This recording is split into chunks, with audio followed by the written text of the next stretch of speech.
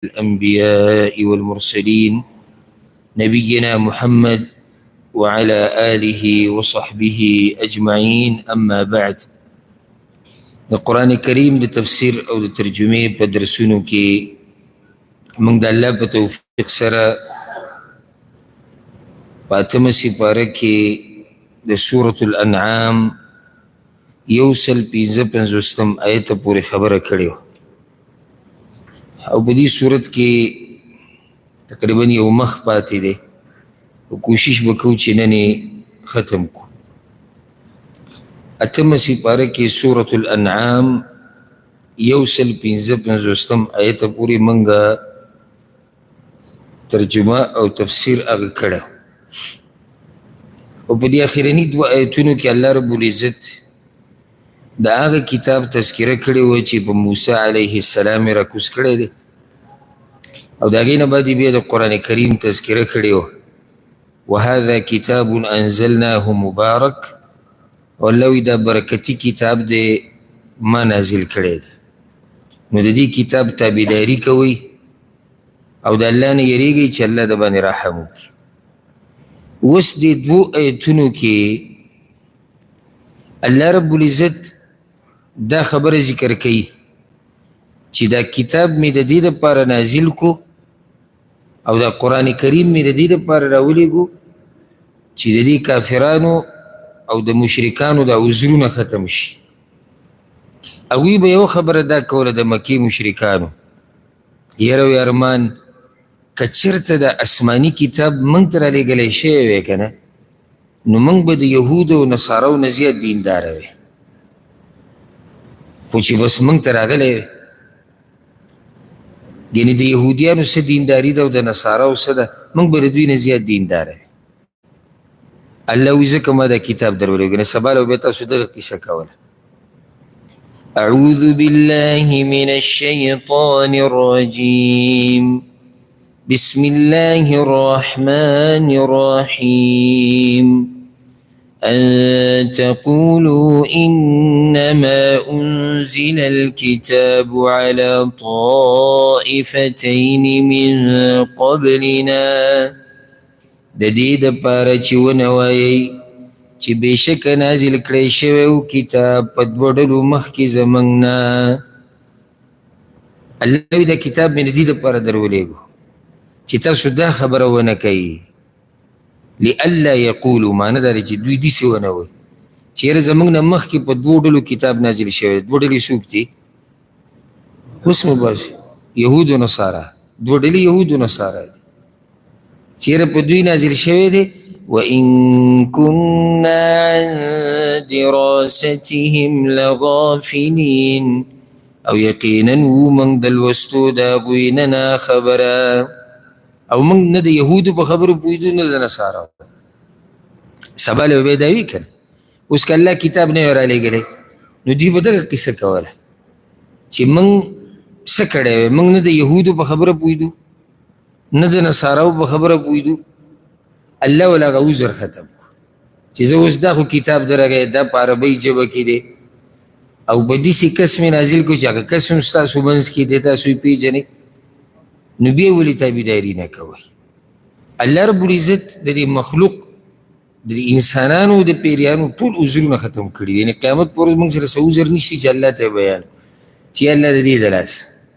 اوس که الله زما او تا نه تپوس وکړي چې ته ولې په دې قرآن نه پوهېدې، تا سره څه عذر دی سوای د دې نه چې موږ خصپا ووایو چې یا الله زموږ کوتاهي وه، زموږ بېدیني وه، زموږ غفلت و، بس د دې نه علاوه خو یو عذر زما او ستا سره نشته. که ته دا وایې چې زه پرې نه پوهېدم نو خلک وو هغوی بیانو تا به ته زده کړی وی که نه. که ته دا وایې چې یاره پوهېده پرې ډېر ګران دي نو دا غلطه خبره ده. هېڅ ګران نه دي په دې قرآن باندې ځان پوه کول. ښه اسان دي، خو چې یو سړی اراده وکړي، قرباني ورکړي، کوشش وکړي، محنت وکړي. دا د الله طریقه نه ده چې یو سړی په کټ کې پروت وي ودی او هغه ترې ټول هر څه یې زده کړي. دا د الله طریقه نه ده. او که ته دغه غواړې نو که 1000 نه 2000 کاله عمر دي شي که نه، یو ټکی به هم زده نه کړي. لکه څنګه چې موږ د دنیا دپاره دا وایو چې منډه او کوشش وکړي نو څه نه څه به میلاو شي، دغه شان دین دپاره به هم څه منډه او کوشش، څه محنت، څه قرباني به وکړي نو هله به بیا تا ته څه میلاو شي، هسې خو تا ته څه نه میلاوېږي. نو دوی به دا خبره کوله، الله ولا هغه عذر څه کو، هغه ولا ختم کو. دویمه به یې دا وي او تقولو یا ونوایي لو أنا أنزل علينا الكتاب کنازل شوی په موږ باندې کتاب لكنا أهدى منهم خامخا وی به موږ ډېر هدایت واله د هغوی نه. هغوی نه څوک دي؟ یهود و نصارا. اوس که دا کتاب الله نه رالیږلی دوی به دقه ویل یاره که موږ ته او دا به وي که موږ ته چېرته آسماني کتاب رالی که نه موږ به د دوی نه په نیغه لاره یو، موږ به پرې عمل کوو، موږ به دا کوو، موږ به دغه کوو. دا د مسلمانانو کې هم داسې شتي ډېر چې کله یو کار نه شوی که نه نو د ده د دروغو ارمانونه ډېري. یاره ارمان بس چې یو علیم وي او سړی د دین زده کړي، بیا به علما مي هر څه به بیا نشي زده کولی. یاره ارمان چې پیسې وي او سړی د الله په لار کې ولګوي، هغه پیسې ول الله ورکړي، بیا دې مخ واړئ. ارمان او ارمان دا د دروغو ارمانونه به نه کوئ. ارمان چې کوې که نه هغه به رښتینی ارمان کوي. بس خلک دا وایي په نیت هم الله اجر ورکوي. مونږ خو نیت کړی دی که د دروغو په نیت الله اجر نه ورکوي. نیت هغه الله تعالی اجر درکوي چې تا د عبادت رښتینی نیت کړی ده او اراده دې ښه پخه ده، خو په منځ کې عذر راغی. د یو سړي ښه پخه اراده ده چې زه دا مال د الله په لار کې لګوم، هغه ته چا پټ کو، یا غریب شو فقیر شو، دله الله اجر ورکوي په دې اراده او په دې نیت، ځکه چې دی رښتینی و. یو سړی ښه په پخه اراده دی چې زه دا دین زده کوم، راووتو ګاډی ورسره نه منځ کې برس حادث سره دې سړي د الله اجر ورکوي. نو په د دروغو په نیتونو الله اجر نه ورکوي. دا خو تا ته هم پته ده چې زه دروغجن یم، نو الله دله اجر څنګه درکوي؟ یو سړي ته په خپله هم پته ده چې زه دا کار نه کوم، نو ولې الله وبیني خبر تا ته پته ده چې زه دروغ وایم، الله ته دا پته دی چې ته دروغ اراده کوې. نو ارادې او نیتونه هغه چې الله رښتینی ته پکې الله در اجر درکوي. یعنې داسې خو دوی هم وي که موږ ته کتاب راغلی وی که نه نو موږ به څه وی، موږ به ډېر هدایت والا وی. کتاب راغی که رانغی راغی نو څه چېرې وکړو؟ ډېرو پکې ونمانو، ډېرو پکې ونمانو. ځکه الله څه وایي فقد جاءكم بينة من ربكم نو یقینا درغلل تاسو ته یا درغی تاسو ته ښکاره بیان د طرف د رب ستاسو نه. بینه واضحه بیان، داسې خبرې ته الله ما در ولېږلی چې د هغې یعنې وضاحت ته هم ډېر ضرورت نشته او ستاسو په ژبه کې. داسې خبرې هم نه دي چې داسې پټې پناه دي، ډېرې مشکلې دي. موږ عجم دا دی وګوره چې لږ ډېر محنت وکړو الله به موږ پوه کړي. حالانکې زموږ ژبه هم دغه نه ده، عربي زموږ ژبه نه ده، خو چې کله موږ کینو ورته الحمدلله ښه پرې پوهېږو او الله پرې پوه راکړي. نو چې اوس یو سړی عربۍ او بیا هغه عربۍ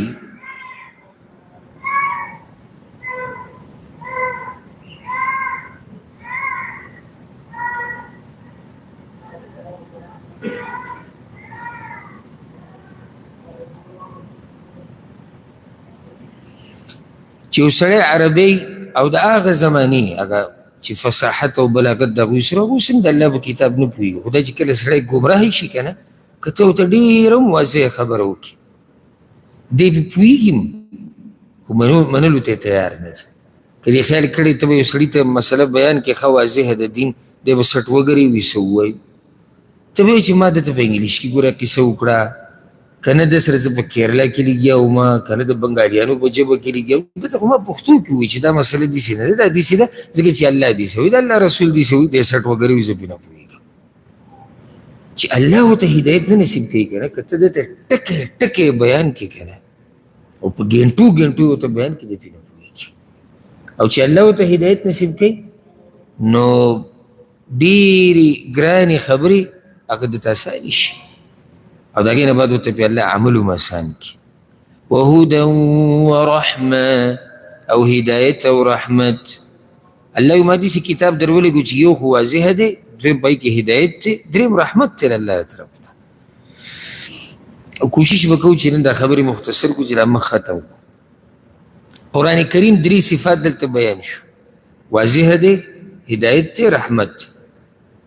نو ګوره که ته ځان پوه کول غواړې په قرآن باندې نو واضح دی، پوه به پې شي، خو څه نه، خو څه پوه به پې شي، خو څه، خو کوشش او محنت به کوې.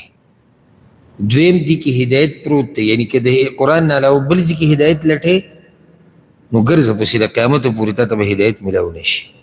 دریم دا رحم د الله دا کتاب، نو چې کوم سړی دې کتاب سره تعلق جوړ کړي رب العالمین په هغه باندې رحم کوي. او دا کتاب دی د الله رحم. اوس ته سوچ وکړې چې که دا کتاب نه وی، د انبیا نه وی، الله موږ ته لاره نه وی واضح کړې، موږ سره ځناورو ژوند تېروي.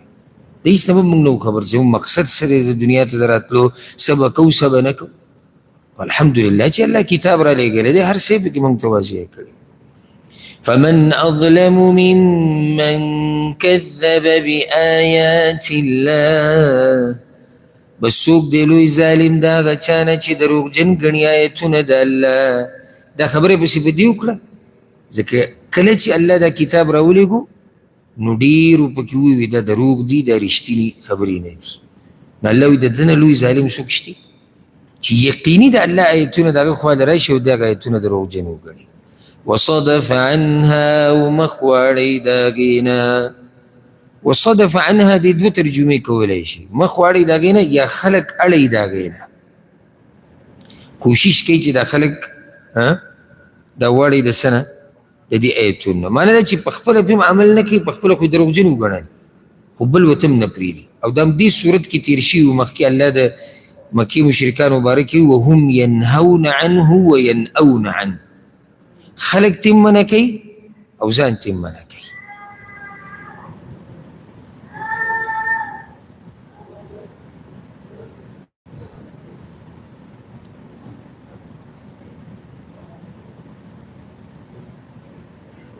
ماشوم سړی پوه کړي نو مشر به څنګه پوه کړي. مکې مشرکان په خپله هم نه مني او نور تیم منع کوي. نو الله وایي د دوی نه لوی ظالم بل څوک نشته. سنجزي الذين يصدفون عن آياتنا، زر ده چې بدله به ورکو موږ هغه کسانو ته چې اړی خلک د آیتونو زموږ نه. سوء العذاب، بد عذاب، بما كانوا يصدفون، په سبب د دې چې دوی همیشه اړی خلک د الله د آیتونو نه یا په خپله اوړي د الله د آیتونو. دوی له الله وایي زه به بد عذاب ورکوم ځکه چې د الله آیتونو ته یې دروغجن وي او خلک یې د هغې نه واړول.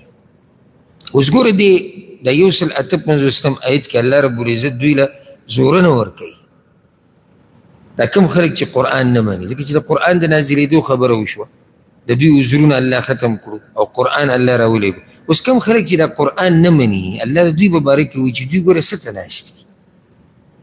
دوی که څه دې ته ډډه لګولې ده چې ملایک به راشي بیا به موږ ایمان راوړو، ملایک راشي زموږ نه سالي بیا به ایمان راوړي، یا ملایک د عذاب راشي بیا به ایمان راوړي، یا ملایک د قیامت په ورځ راکوشي بیا به ایمان راوړي، یا نه یا که څه دوی دې ته ناست دي چې الله به خپله راشي بیا به موږ ایمان راوړو. او الله به کله راځي؟ قیامت په ورځ حساب کتاب دی، یعنې دوی که څه هغه ورځې ته ډډه لګولې. او یا که څه دوی د قیامت نښو ته پراته دي چې نور کله د مغرب نه راوخیږي نو په هغه ورځ خو ایمان راوړه فایده نه ورکوي. دا زموږ د ټولو دپاره دې کې درس پروت دی. کله چې قرآن تاسو واورئ که نه الله د یهودو خبره کوي یا د نصاراو یا د مشرکانو، نو دا سوچ مه کوو چې دا صرف د هغوی خبره وه او قصه وه او ختمه شوه. نه، دې کې هر څه کې زموږ دپاره درس او عبرت دی. یعنې موږ ته څه فایده چې الله د مشرکانو خبره موږ ته کوي، خو د دې دپاره کوي چې ته به ځان د دغه صفاتونه لرې ساتي، ښه صفات به په ځان کې راولي. نو اوس چې موږ یو سړي ته وایو چې دینداري کوه، صحیح د مسلمان دی، دینداري کوه، الله ته واپس شه، نور د ګناهونه پرېږده. دی وایي نه، صبر وبکو وخت خو لا شتي. ده ته موږ دا ویلی شو چې ته څه ته انتظار یې. ته ګورې د مرګ په وخت کې چې کوم ملایک راځي هغوی ته ګوره په انتظار یې که نه دې ته دې ډډه لګولې ده چې الله به د قیامت پر ورځ حساب کتاب له راشي بیا به زه دینداره شم که نه دې ته دې ډډه لګولې ده چې نور کله د مغرب نه راوخیږي بیا به زه دینداره شم هغه وخت کې خو دینداري به تعالی فایده نه درکوي اوس چې زمونږ سره کوم وخت دی دا یقیني زمونږ سره دی او د سبا درته نه وایم د دین پته نه لګي چې یو څو منټه بعد به موږ یو یا به نه یو نو دا قصې پرېږدي د تصویف سبا بل سبا سبا بل سبا سبا بل سبا خو سبا بل سبا کې و مړ شوی تللی وی دنیا نه بیا به څه کوي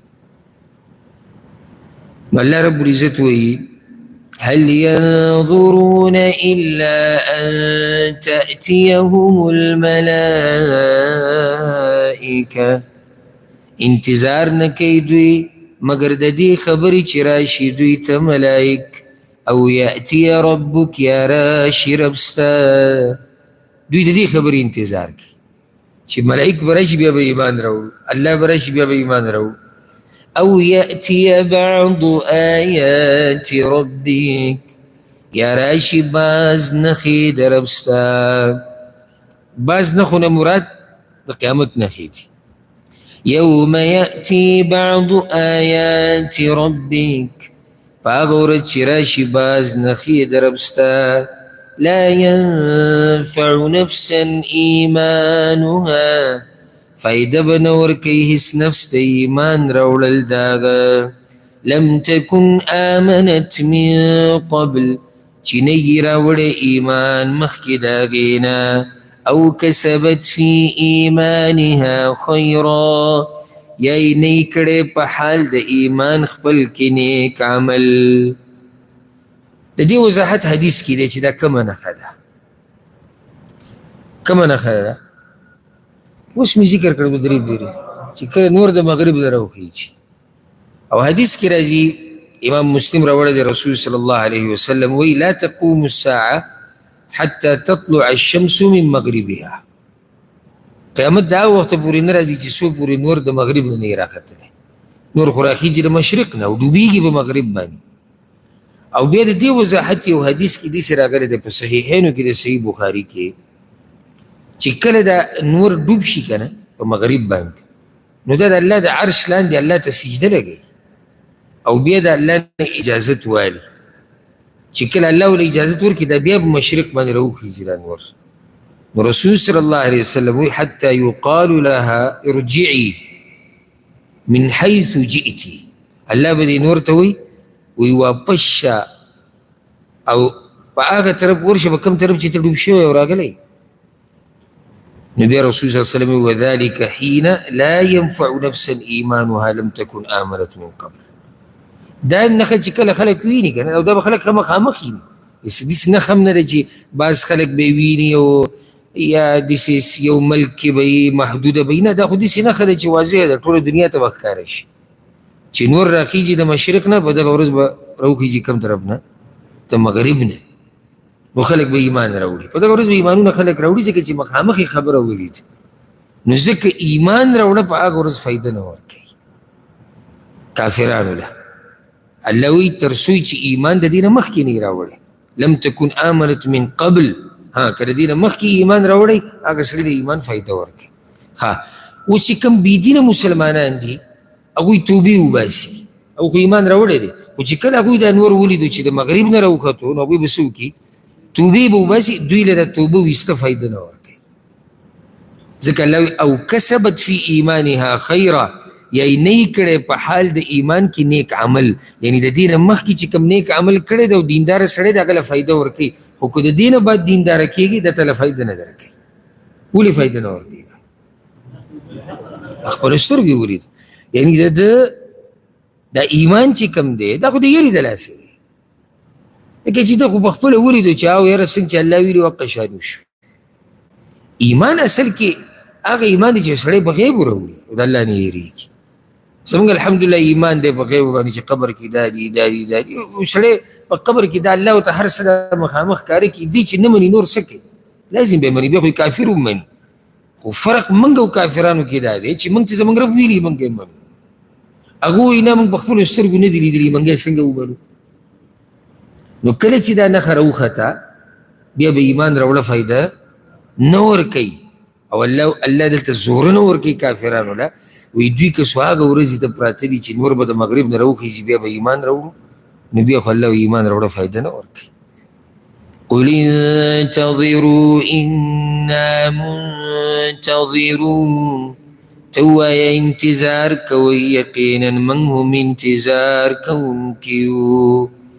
چې ایمان نه راوړئ نو بیا کافرانو ته ښه صفا ووایه مسلمانانو او ای پیغمبره چې بس صحیح ده ستاسو د انجام به هم پته ولګي زموږ د انجام به هم پته ولګي تاسو هم په انتظار اوسئ چې الله در سره څه کوي او موږ به هم په انتظار اوسو چې الله موږ سره څه کوي إن الذين فرقوا دينهم وكانوا شيعا یقینا هغه کسان چې تسنس کړی د دین خپلو شول هغوی ډلې مختلفې یا شوې هغوی ډلې مختلفې لست منهم في شيء نه ته د دوی نه په هېڅ کې نه ته د دوی نه په هېڅ کې یعنې ستا دې کې څه کار نشته یو سړی به چې خبره د کافرانو روانه او قرآن نه مني د هغه خلکو اوس الله وایي کومو خلکو چې دین تس نس کړی دی او په ډلو کې تقسیم شوي دي ای پیغمبر ستا د هغوی سره څه کار نشته مناسبت څه دی مناسبت دا دی چې کوم سړي دین ونه منو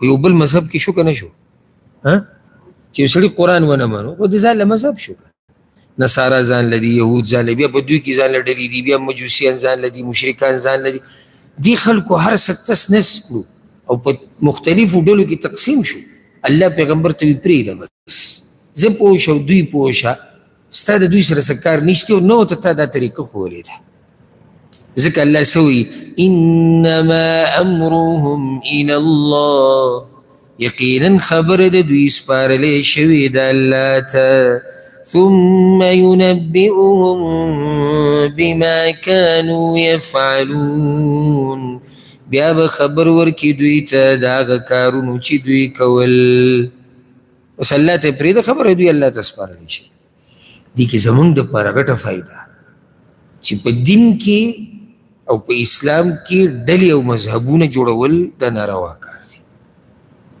ځکه الله پیغمبر ته وایي دا ستا کار نه دی او نه تا دوی ته ویلي دي چې په ډلو کې تقسیم شي او دا بعض راشي یو منګړت د دروغو یو روایت چې نه سرشتي او نه خپېشتي وي پیغمبر وایي چې د امت اختلاف رحمت دی اختلاف ته چا رحمت ویلی چې د عقل خاوني او د سره د دین نه خبر نه خو عقل یې لږ ډېر کار کوي هغه هم دا نه مني چې اختلاف رحمت دی اختلاف خو عذاب دی یو کور دی په هغې کې رونه د یو بل سره ټول وران دي خویندې رونه ټول وران دي مور پلار د بچو سره وران دي ته به څه په دې کور رحمت راولي ځکه دوی اختلاف کړی دی امت کې اختلاف دا رحمت نه دی یو سړی ما سره مسلمان دی او ما سره نه لګي وي زما ډله جدا ده زه زما ډله جدا ده ته زما ډله جدا ده بل وایي زما ډله جدا ده د مذهب جدا دی دې له موږ بیا د رحمت نوم ورکوو چې دا رحمت دی رحمت خو دا دی چې ټول مسلمانان یو شي په قرآن او په حدیث باندې که هغه په مشرق کې دی که په مغرب کې دی که تور دی او که سپین دی که عرب دی او که عجم دی رحمت دا دی شته دي اختلافاتو د امت کم ځای ته ورسو د مسلمانانو کم ځای ته ورسو تاسو د مسلمانانو دا کمزورتیا نه ده د مسلمانانو دا حال تاسو نه په یو بل کې نښتې دي په یو بل د کفر ټاپې په یو بل د بدعتي ټاپې په یو بل وجل یو بل ختمول پس یو سړی راځي چې اختلاف رحمت دی هېڅ رحمت نه دی اختلاف کوشش به حتی الوسع دا کېږي چې اختلاف د مسلمانانو په منځ کې هغه رانشي ها یو نه یو مسله کې د علماو اختلاف راتلی شي ځکه چې علم د ټولو یو شان نه دی اوس یو عالم یو مسله کې یو نظر لري بل نظر لري دواړو کوشش کړی دی خو د یو ته کېدای شي دلیل نه یې رسېدلی دی بل ته رسېدلی دی دوی په منځ کې رایې کې اختلاف راتلی شي خو هغه داسې اختلاف به نه وي چې د هغې د لاسه موږ د یو بل سره دوستي او دشمني پرېږدو که ته زما د عالم منې جو زما دوست یې که ته د هغه رایې نه منې ته زما دشمني دا د مسلمانانو طریقه نه ده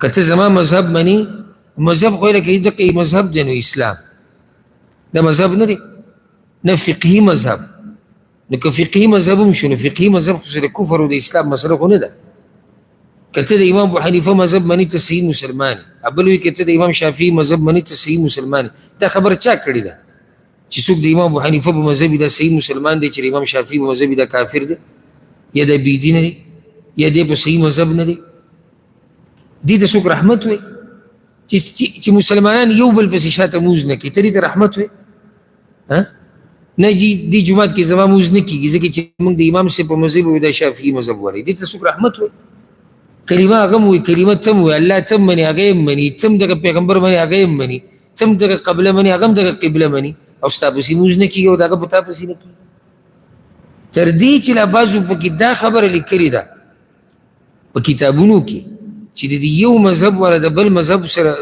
مذهب والا سره رشته نه کېږي دی به خپله لور هغوی له نه ورکوي هغوی به خپله لور ده له نه ورکوي دا خو د کفر او د اسلام جنګ یې ته جوړ کړی دی بیا وایي دا رحمت دی نه رحمت دا دی چې موږ ټول علما منو الحمدلله چې څوک هم حق پرست علما دي د چا سره چې دلیل د هغه تابعداري کوو او هر مسلمان زموږ د زړه سر دی زموږ ورور دی داسې موږ حسابو لکه څنګه چې حدیث کې راغلي دي چې مؤمنانو مثال داسې دی لکه یو بدن او بدن کې چې به کوم ځای تکلیف راشي په ټول بدن تکلیف دا حاله تطبیق کېدی شي که نه چې کله موږ ټول یو شو چې ته جدا یې زه جدا یم هغه جدا دی نو چې په ما تکلیف راشي ته به زما تکلیف محسوس کړې ته نه محسوسوې زما تکلیف او نه محسوسوم زه ستا تکلیف نو دلته دا آیت په غور سره ویني او ویګورئ ورته او یاد یې کوي ان الذین فرقوا دینهم کومو خلکو چې خپل دین تس نس کړی دی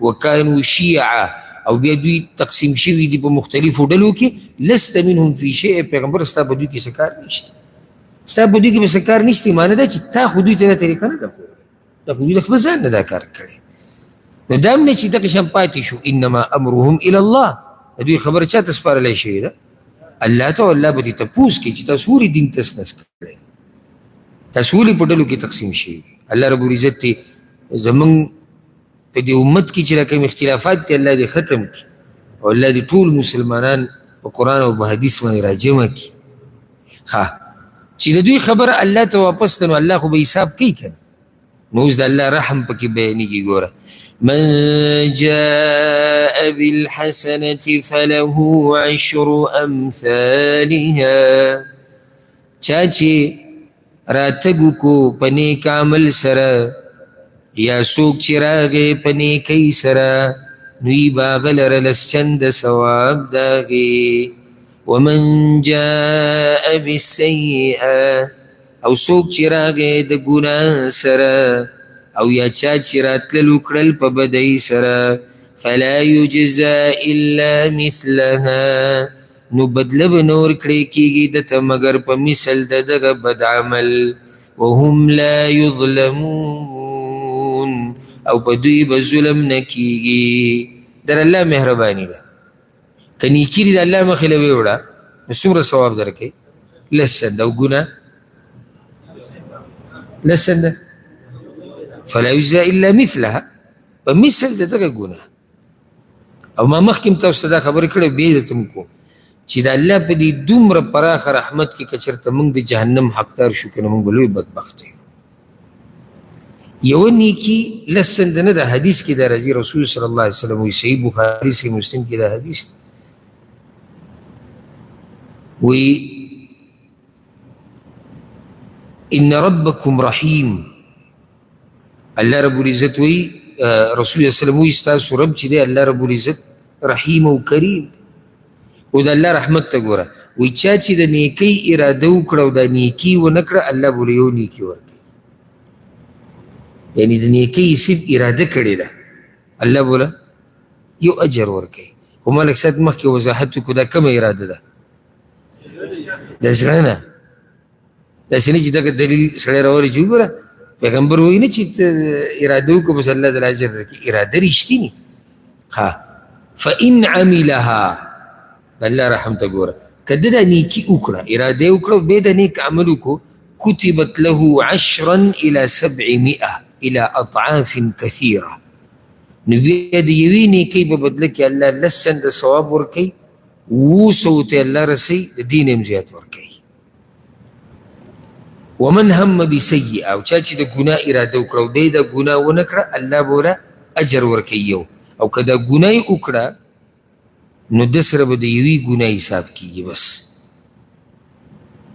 مخکې دې نه چې زه درته وضاحت ته دې ښه وکړم یو فایده درته ذکر کړم د حدیث کې دي چې چا د ګناه اراده وکړه او بیا یې دا ګناه ونه کړه نو الله به اجر ورکوي.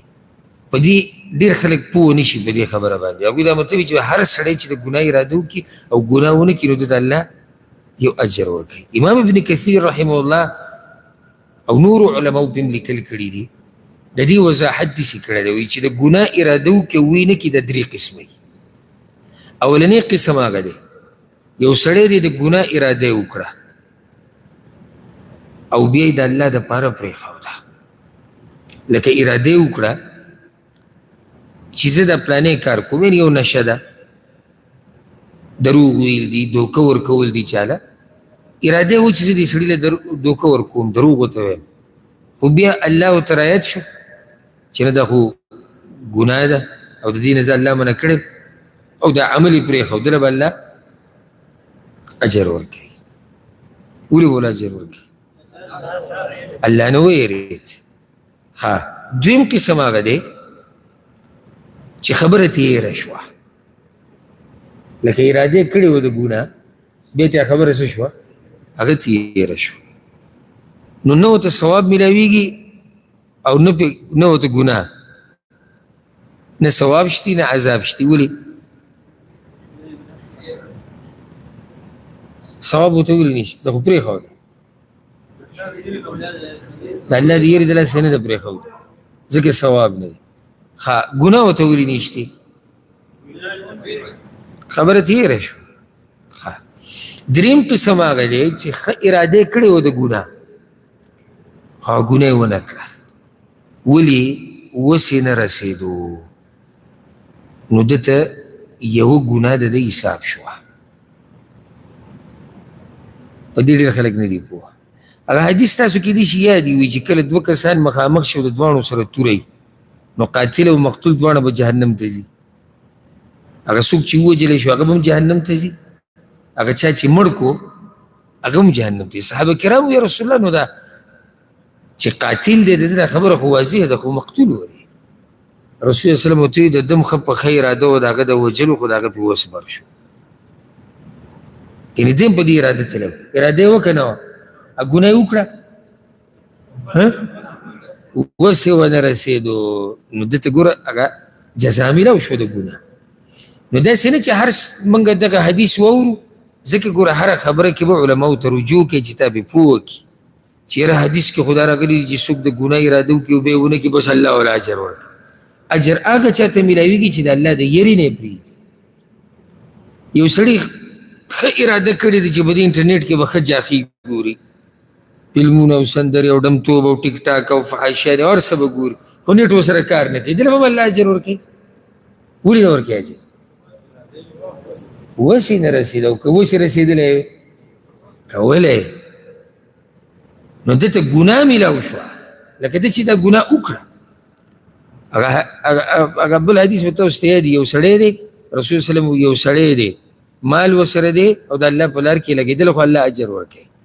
بل یو دینداره سړی دی او د هغه سره مال نشته خو دقه نیت دی چې یاره داسې مال ما سره وی که نه ما هم لګو، الله وایي دا دواړه په اجر کې یو شان دي، ځکه چې د ده هم نیت وکړه. دقه شان چې د یو سړي نیت یې ښه پوخ د ګناه د کولو او بیا دته څه مشکل راشي د هغې د لاسه دی دا ګناه ونه کړي نو دته د ده یو ګناه حساب شوه. خو خبره ما دا کوله چې په دې دومره پراخه رحمت کې که موږ د الله د رحمت حقدار نه شو که نه نو موږ به لوی بدبخته یو.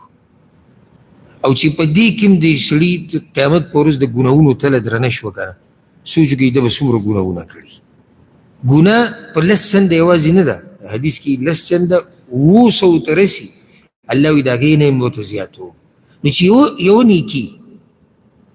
یو نیکي لس چنده نه 700 ته نه د هغې نه هم زیات بدل الله درکوي د نیکۍ.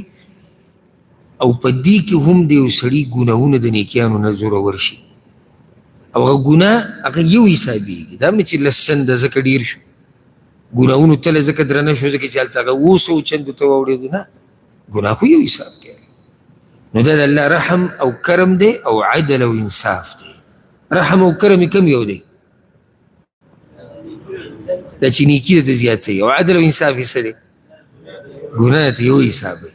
نو ځکه یاده کوي دا خبره او په زړه یې ولیکئ جنت ته چې څوک ومځي د الله په رحم او کرم به ځي او جهنم ته چې څوک ومځي د الله په عدل او په انصاف به ځي الله دې موږ ټولو باندې رحم وکړي وهم لا یظلمون الله وایي په دوی به هېڅ ظلم نه کېږي اوس الله پیغمبر ته وایي چې ته دوی ته خپله خبره واضحه کړه یو څو ایت شاته تیر شو که نه چې دوی قرآن ونه منو نور خلک یې ترې منع کړو نو ای پیغمبر ته دوی ته خپله لار واضحه کړه او ورته ووایه چې څه کوئ زما خدای لار ده قل اوایا انني هداني ربي الى صراط مستقيم یقینا هدایت کړی دی ما ته رب زما لارې نیغې ته دا ایتونه واضح دي ډېر وضاحت ته ضرورت نشته خو یو فایده پکې دا یاده کوي وی پیغمبره ووایه دوی ته چې الله ما ته ښولې د نیغه لار معنی دا چې پیغمبر الله ته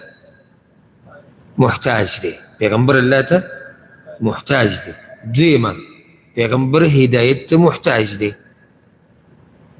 نو دې کې رد شو په دوه قسمه خلکو یو په هغه قسم خلکو لکه دا بریلیان یا صوفیان چې کوم غلو کې واقع دي او پیغمبر یې راوچت کړی د الله مرتبې ته رسولی دی په هغوی رد دی چې پیغمبر خو الله ته محتاج دی دویمه دا بعض خلک په دې خفه کېږي که ته ورته وایي چې الله یې تا ته هدایت وکړي غوسه شي بیا پښتانه خصوصا په دې ډېر غوسه کېږي ښه په ګناهونو کې به د دې سر د ویښتو نه واله د خپې د دې نوکانو پورې به ډوبي او که ده ته دې ووایي چې الله یې تا ته هدایت وکړي ډېر سور شین کېږي ویې ولې ماله څه چله پته نشته چې دا بېدیني به ګوره موږ څه ته وایو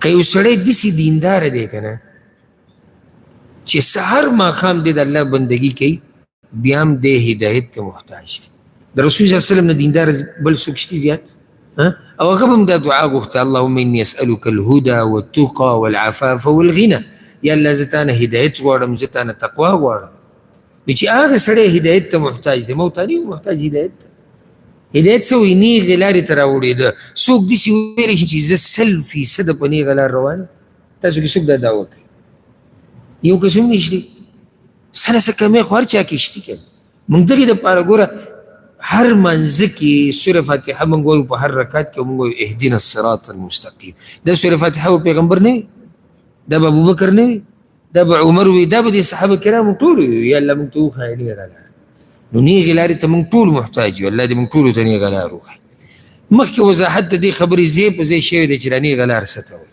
او همدې صورت کې شوی خو دلته نور وضاحت دینا قیما چې دین پوخ دی دغه نیغه لار چې دی دا پوخ دین دی ملت ابراهیم حنیفا ملت د ابراهیم علیه السلام دی چې کلکو په توحید باندې وما كان من المشرکین او نو هغه د مشرکانو نه دا نیغه لار چې الله دې پیغمبر ته ښولې ده هغه په ښه لاره ده ځکه چې هغه دین پوخ دین دی او هغه طریقه ملت د ابراهیم علیه السلام دی د ابراهیم علیه السلام تذکره خاص ولې وکړه ځکه چې د مکې مشرکانو به دا خبره ډېر په فخر سره کوله وي زمونږ نیکه چې دی هغه څوک دی ابراهیم علیه السلام او موږ د ابراهیم علیه السلام په لار روان او موږ د ابراهیم علیه السلام تابعدار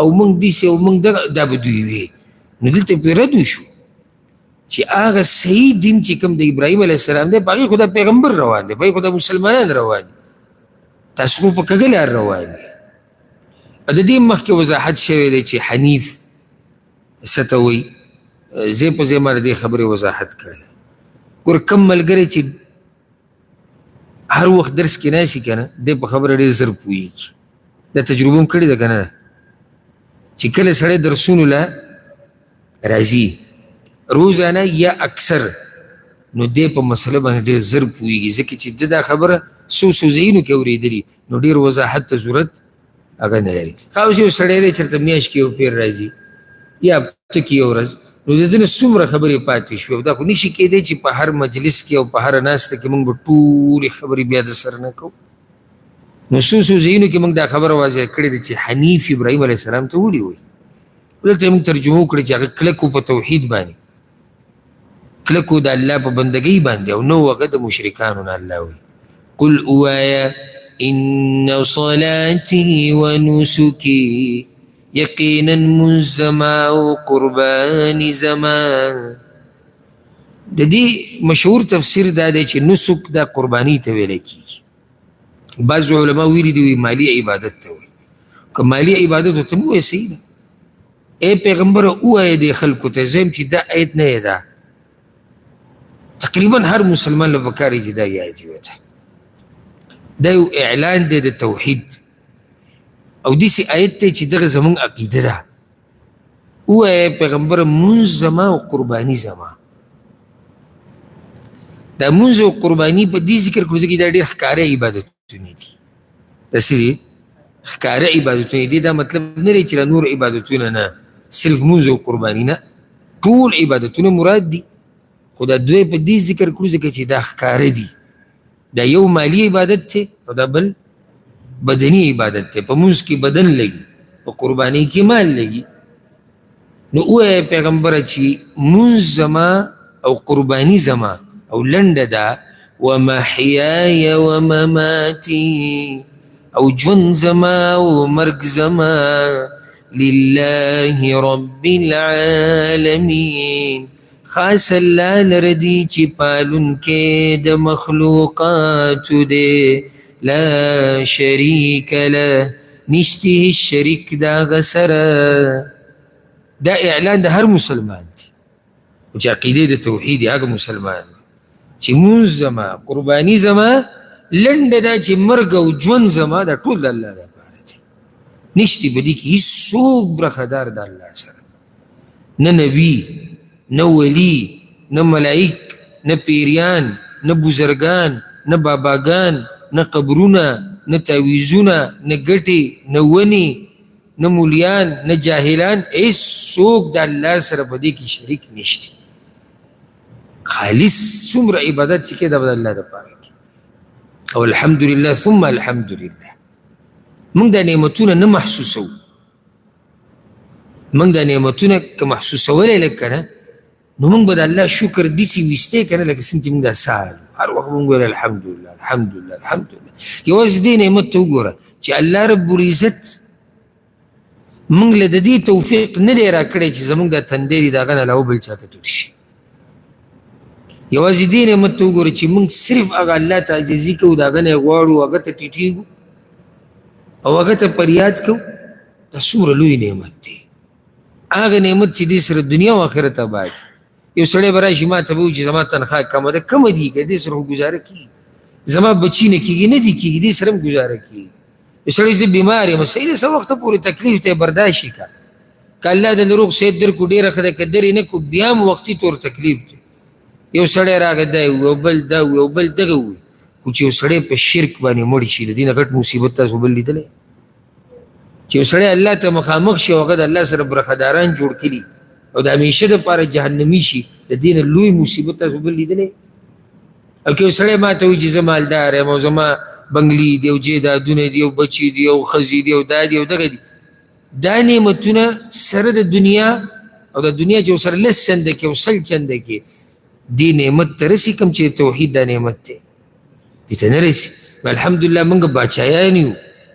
موږ له الله داسې نعمت راکړی دی چې د دې اندازه به انشاءالله تاسو ته د قیامت په ورځ ولګي چې کله تلي ته او حساب کتاب ته مخامخ شو. الله دې موږ به توحید باندې مړه کړي. خو چې کله هلته الله ته مخامخ شو که نه او دا تله ولګېده او عملنامې تقسیمېدي که نه، بیا به اندازه تا ته هم ولګي او اندازه او ما ته هم ولګي چې موږ په څومره لوی نعمت کې پراته وو په دنیا کې. هغه حدیث تاسو یاد دی که نه چې یو طرف ته توحید کلمه په تله کې او بل طرف ته ګناهونه، هر قسمه ګناه چې دې کړې ده، دغه د توحید دا کلمه به دې ټولو باندې سره هغه زوروره ده. او یو سړی به راوستی شي او د هغه صرف کلمه د لا اله الا الله توحید دا کلمه دا به پاتې شي. دومره ګناهونه به هغه کړي چې جهنم ته به روان شي. ملایک به بوزي، الله به ویې دروي صبر، د دې یو بله خبره هم ده، د هغې حساب ورسره کوو. یا الله وایي څه چل دی؟ تا وایي زموږ توحید منلی الله ورته وایي. صحیح ده، هر قسمه ګناه تېر شوی ده، خالص د الله بندګي کول. هغه یو بطاقه، هغه یو کارډ هغه چې په هغې کې لا اله الا الله دی او توحید دی چې هغه کله په دې بل طرف ته ور واچولی شي د تلې نو هغه به کته پاتې شي او د ګناهونو به ټول ورلاړ شي. الله رب العزت به ملایکو ته وایي دی جنت ته بوځي. د دې پته به هلته بیا ولګي چې موږ په څومره لوی نعمت کې پراته یو. الله رب العزت د مرګه پورې موږ په توحید باندې ساتي. وبذلك امرت او په دې سره حکم شوی دی ماته وانا اول المسلمین او زه اول د منونکو نه یما. ګردیز کې یو څو خبرې په تادی سره یادې ساتئ. الله پیغمبر ته وایي چې ته دې خلکو ته ووایې چې زما بندګي خالص ته چا دپاره ده؟ د الله دپاره ده. نو واضحه دا شوه او ښکاره شوه چې پیغمبر د الله څه دی؟ بنده دی او بنده چرته هم د خالق مرتبې ته نشي رسېدی. یوه. دویمه دا چې پیغمبر وایي ما ته په دې حکم شوی دی. حکم ورته چا کړی دی؟ الله ورته کړی دی چې د الله بنده دی. درېیمه ده او زه اولنې د منونکو نه یمه. نو د پیغمبر نه مخکې منونکي نه و د دې وخت. بارک الله فیک. زه په دې وخت کې اولنې کس د منونکو نه یم، په دې امت کې اولنې کس. او واضحه ده چې توحید ته غاړه یې ښودې ده والله یې منلی دی. څوک دی؟ هغه پیغمبر صلی الله علیه وسلم. قل اغیر الله ابغي ربا. ته ووایه ایا سوا د الله نه ولټوم بل رب وهو رب كل شيء او هغه رب د هر شیز دی. زه څنګه د الله نه علاوه بل رب ومنم او هغه رب د هر شي دی؟ یعنې که یو سړی ما ته وایي چې بوت دی نو بوت کې څه کمال دی؟ څنګه زه د دې بوت دپاره هغه رب پرېږدم چې هغه مالک او خالق او رب د هر شیز دی؟ یو سړی ما ته وایي دا نبي دی، دا ولی دی، دا ګټه ده، دا کاڼی دی، دا قبر دی، دا بابا دی، دا بزرګ دی. نو خو صحیح ده، ښه خلک دي، دا بزرګان، دا انبیا، دا اولیاء الله ډېر نیکان ډېر اوچت خلک دي. خو آیا د دوی سره څه ربوبیت شتي؟ د ځمکې او د اسمانونو په باچایي کې د دوی څه برخه شتي؟ د الله چې کوم خصوصیات دي په هغې کې د دوی سره څه شتي؟ هر یو وایي نشتي. نو چې نشتي نو څنګه یې د الله سره په ربوبیت کې شریک کړم؟ د هر چا خپل مقام دی. د ټولو نه اوچت مقام په انسانانو کې هغه د انبیاو دی. اوس که موږ دې سلوک وګوره چې یو عام امتي هغه له مرتبه د نبوت ورکو والعیاذ بالله، نو هر یو به راپاسي چې کفر دې وکړو. او صحیح خبره لکه اوس یو سړی راپاسي وایي زه نبي یم، کفر کاري وکړو که ویې نه کړو؟ او ټول به روډونو ته راوځي او چغې چغارې به وایي. همدغه خلک چې کله د دوی په مخ کې وویلی شي چې هغه پلانې بابا مریض روغی، هغه پلانې بچي ورکوي، هغه پلانې باچایي ورکوي، هغه پلانې مسلې حل کوي، بیا هم نه خفه کېږي. نو چې څنګه د نبوت مرتبه ته عام چاله نشي ورکولی، نو څنګه بیا ته یو مخلوق راغلی او د خالق مرتبې ته یې رسوي؟ دې څه بیا موږ سوچ نه کوو. دلته دوی نه خفه کېږي. اکثر که تاسو سوچ کړی زموږ په دې ملک کې د ختم نبوت دا مسله، او زه ډېر د احترام سره دا خبره کوم، دا حقیقت دی، د ختم نبوت دا مسله زموږ په دې ملک کې ډېر خلک په ګیم هم کوي، هسې خپل تجارت یې پرې روان کړی. که ټکه 15 منټه بیان یې شاته یې بورډ لګولی ختم نبوت، یعنې دې راګیر که دته د ختم نبوت هېڅ پته نشته، خو داسې هغه تجارت ته شاته یې بورډ لګولی. الحمدلله موږ ټول ختم نبوت منو. خو د دې ختم نبوت دا چغې اکثر د بریلیان ډېر وایي. خیال هم کړی که نه هم کړی؟ او همدغه بریلیان اکثر دې قبرونو ته پراته وي. نو دوی ته دا وایه څنګه چې ته په دې خفه کېږې، وایه موږ د سره پکې ملګري یو، څنګه چې ته په دې خفه کېږې چې عام چاله د نبوت مرتبه نشي ورکولی او دا کفر دی، موږ د سره په دې کې ملګري یو. نو بیا په دې باندې هم څه خفګان اظهار وکړه که نه، چې یو مخلوق راواغستی شو او خالق ته ورسولی شو. په دې به خفګان کله کې، او د دې دپاره به احتجاج کله کې، او د دې دپاره به بورډونه کله لګو، او د دې دپاره به کله پروګرامونه او کانفرنسونه کوو. خو دا مسله په دې نه چیړي ځکه چې دی په خپله په دې مرض کې اخته دی. نو که دی وچیړل هلته به یې دې هم راګیرېږي. الله دې موږ د هر قسمه شرک او خزعبلاتو نه وساتي. وی ای پیغمبره ووایه ایا زه د الله نه علاوه بل رب ولټوم؟ حالانکې هغه خو رب د هر شیز دی. ولا تکسب کل نفس الا علیها، او نه کوي هیڅ نفس مگر وبال به یې په هغه باندې. بس صحیح ده که څوک یې منئ جو یې منئ که نه یې منئ مې منئ. یو سړی د الله توحید مني ودې مني، یو سړی نه مني نه دې مني.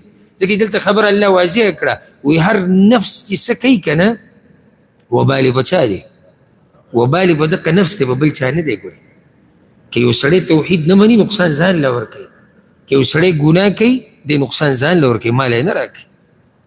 دا یو نیم داسې د ماشومانانو چل وکړي، لکه تا ورته نصیحت وکړو که نه چې هسې مثال به درکړم سګرټ مه څښه او د ده ستا سره څه اختلاف راغی، نو بل ورځ به د ده په مخ کې سګرټ ولګوي، پرېږده مړه وي چې ښه پې قار شي. دا بلکل د ماشومانانو هغه پېښې دي. یو نه زر سګرټه وڅښه او په ګنټه کې یې څښه، نقصان ته خپل ځان له ورکوي. ولا تکسب کل نفس الا علیه ولا تزر وازرة وزر اخرى، او نه پورته کوي یو پورته کوونکی بوج د بل چا. دا هم ګورې د الله مهرباني ده چې یو کس د بل کس بوج نه اوچتوي. دا بعض وایي د جاهلان وی که ګناه زما د غاړې ځکې الله خو یو کس د بل کس بوج نه اوچتوي. دا خو مزې شو بیا کوه او ګناه ماته پرېږده نه، او ظلم هم شو بیا والعیاذ بالله. ځکه چې کړی بل دی او بوج یې بل اوچتوي. په دنیا کې د انسانانو په منځ کې دا نظام نه دی چې عدل او انصاف وکړي. ته راولګېدې یو سړی دې ووه، نو بیا بل فیصله ده وکړه چې زه اوس صحیح شو، هغه څوک چې وهلې ده چاله چې سپېړه ورکړې ده چې دی به سپېړه د هغه پلاني نه وباسي، هغه پلانې په بل کلي کې اوسېږي، غریب د دنیا د حال نه خبر نه دی چې څه شي څه نه دي، او دی پسې ورغی سپېړه ورکړه. ولې وایي ځکه چې هغه پلاني دله سپېړه ورکړې، دا ظلم نه دی؟ موت او ته ظلم وایو. نو رب العالمین په دربار کې به داسې ظلم وشي چې د یو بوج په بل کې ایښودی شي؟ نه. که چا ته دې د ګناه لار وښوه نو ته ورسره پکې شریک یې، خو د هغه نه بوج نه اخلې. هغه ته به د خپلې ګناه سزا میلاویږي او تا ته به ورسره زیاتي د دې سزا میلاویږي چې تا هغه له دعوت د ګناه ورکړی دی. ثم الى ربکم مرجعکم، بیا رب ستاسو ته واپس کېدل دي ستاسو. دا بعض خبرې داسې نه یم مختصرې ډېرې، خو همیشې خپل مخې ته ساتئ. که صرف موږ دا خبره مخې ته ساتلی هر وخت که نه چې الله ته واپس کېدلي، زموږ دا ټول جرم برابر شي. ثم الى ربکم مرجعکم، بیا واپس کېدل ستاسو ټول چا ته دي؟ الله ته دي. فینبئکم بما کنتم فیه تختلفون، نو خبر به درکړي په هغه چې تاسو په هغې کې اختلاف کوو. ګورې یو څو ایته شاته وویلی شي که نه چې کومو خلکو دین تس نس کړی ده او په ډلو کې تقسیم شوي دي، د دوی خبره چا ته واپس ده؟ الله ته. هغه دا ده ګوره، دا اختلاف چې څومره هم دی د دې فیصله به کله کېږي؟ قیامت کې. او ځکه سبحان الله قیامت یعنې زه چې لویې مسلې قیامت ته پرتې دي، لوی اختلافات، جنگ جګړې، فیصلې، ډېرې خبرې دغه ناشنا ورځې ته پرتې دي. الله دې موږ ته هغه ورځ اسانه کړي. دا څومره جاخې چې د انسانانو په منځ کې، تر دې چې هغه حدیث کې راځي چې یو ګډ ښکر شته او د بل نشته او دا ښکرور رالګېدلی دی، دا بې ښکرو ګډې والی دی، هغه ګډ به د ده نه بدل والي. نو سوچ وکړي چې د انسانانو په منځ کې کومې مسلې دي، د ټولو حساب به هلته کېږي. کوشش دا کوه چې چا سره ظلم ونه کوي، چا سره زیاتی ونه کوي. څوک د الله په دربار کې ستا په خلاف کیس داخل نه کېږي، هلته ګورې ظلم زیاتی نه کېږي، هلته د یوې خبرې بدل اخیستی کېږي. او تاسو ته ما یو پیر ویلي، دا خبره مې ته ذکر کړې وه، یو تصویر یو عربي نشر کړی و، هغه دوکان ته ننوتو، نو د بعض عربو کې دا ډېر ښه کار دی، خصوصا دې ملک دا کم خلک چې دي دوی داسې دا کم چې مالدار یې اوسې کېږي د دوکانونو ته ورشي نو معلومات کوي که د چا داسې کاته چې ډېر وخت یې پیسې نه ورکړي یا کونډې یا یتیمانان یې دغه پیسې ورکړي، نو هغه د کس نه دا پوره رجسټر راغستی دی او ګوري په یو ځای باندې نظر پرېوت، تصویر یې وویستی، بیا یې نشر کړی. هغه حساب سره دا لیکلی شوي دي مخې ته، هغه دوکان والا ورسره لیکلي دي، وی حساب مؤجل الى یوم القیامه، دا حساب قیامت ته پاتې شوی دی. بیا چې تپوس یې کوي څنګه، وایي دا دې کس باندې زما پیسې او دې پیسې راکوي، سبا بل سبا سبا بل سبا ښه وسو، وایي نه یې درکوم. ته به څه وکړي؟ وایي بس هغه دغه حساب سره مخامخ ورته لیکلي چې دا قیامت ته پاتې دی. دا ډېره ګټه خبره چې یو سړی خپله خبره قیامت ته پرېږدي. دنیا کې که یو سړی راولګي که نه، تا ټوټي ټوټي کړي، دا وړه خبره ده. خو دا ډېره ګټه خبره چې خپله مسله الله ته حواله کړي او قیامت ته یې پرېږدي، نو په هغه ورځ به ټولې فیصلې کېږي. وهو الذي جعلكم خلائف الارض، او الله هغه ذات دی چې ګرځولي یې تاسو نایبان د ځمکې. د دې خبرې د هغې نه بعد څه مناسبت دی؟ والله عالم یو ده چې فیصلې به کله کېږي؟ قیامت کې. نو دنیا د فیصلو ځای نه دی، دنیا د فیصلو ځای نه دی، دنیا د امتحان ځای دی.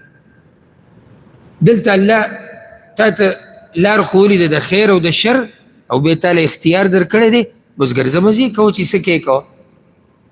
نو ځکه یې دلته وایي چې تاسو الله ګرځولي نایبان. نایبان څه مطلب دی؟ یو بل پسې راتلونکي.